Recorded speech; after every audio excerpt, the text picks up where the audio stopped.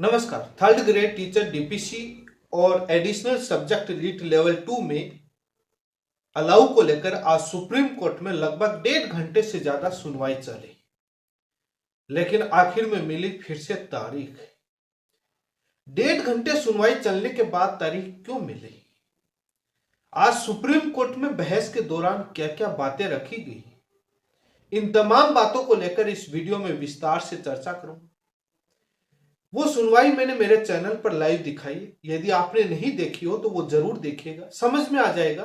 धीरे धीरे उसको सुनोगे, इतनी भी ज्यादा टफ अंग्रेजी में नहीं है, समझ में आ जाएगा कि क्या हुआ।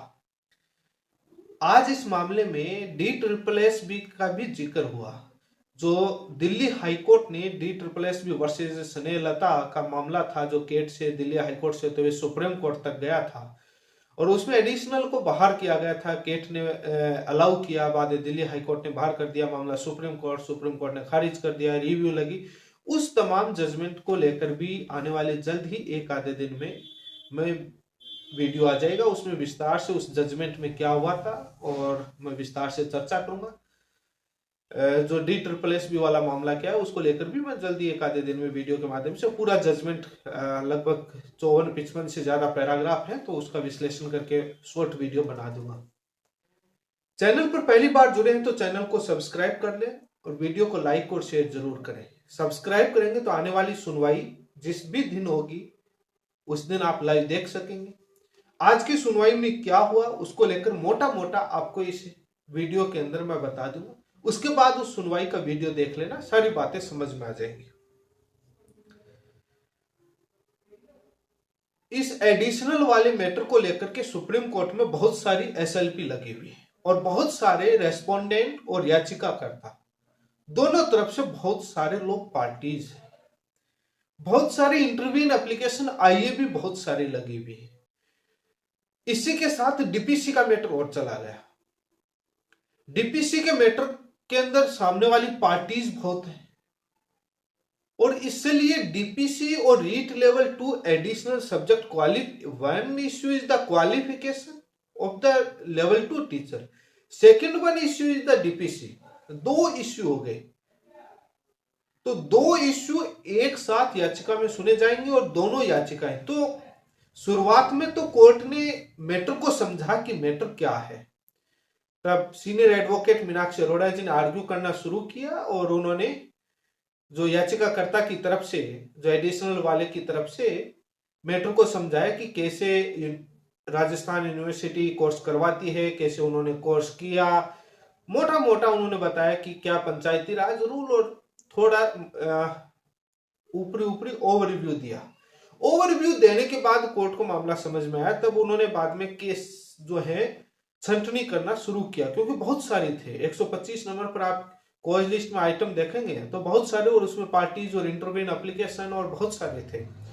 तो केस कोर्ट ने 1 बाय 1 सारे केसेस को बाद में छंटनी करना शुरू किया और किसको नोटिस जारी हो गया, किसको नोटिस जारी नहीं हुआ, किसका जवाब आ गया, किसका जवाब नहीं आया, किसका पेंडिंग है, और ये तमाम बातें, किसका वकालतनामा फाइल है, किसका नहीं है, हाईकोर्ट में कौन पार्टी था, यहाँ कौन नहीं है, क्योंकि यहाँ ट्रांसफर पिटीशन भी आई है हाईकोर्ट में, क्योंकि कई सारी भर्तियों का केस ये कई सालों से चल रहा है।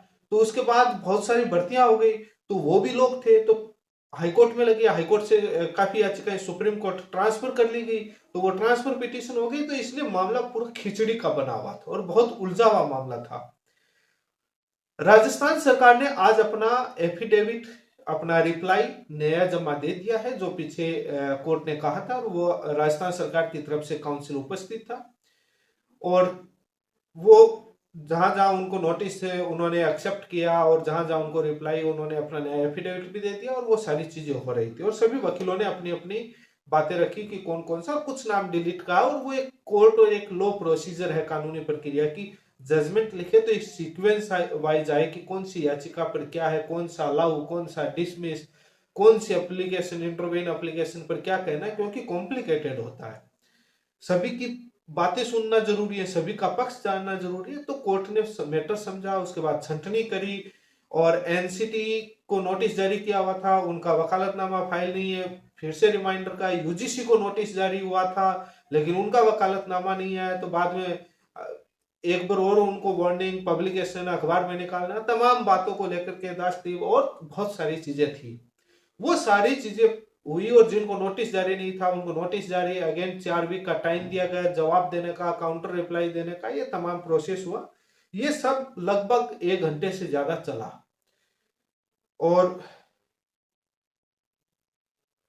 उसके बाद 4 सप्ताह की डेट दी गई है। 4 सप्ताह बाद मैटर लगेगा, किस तारीख को लगेगा वो बता दिया जाएगा। आप चैनल पर जुड़े रहें। 4 सप्ताह का समय दिया गया।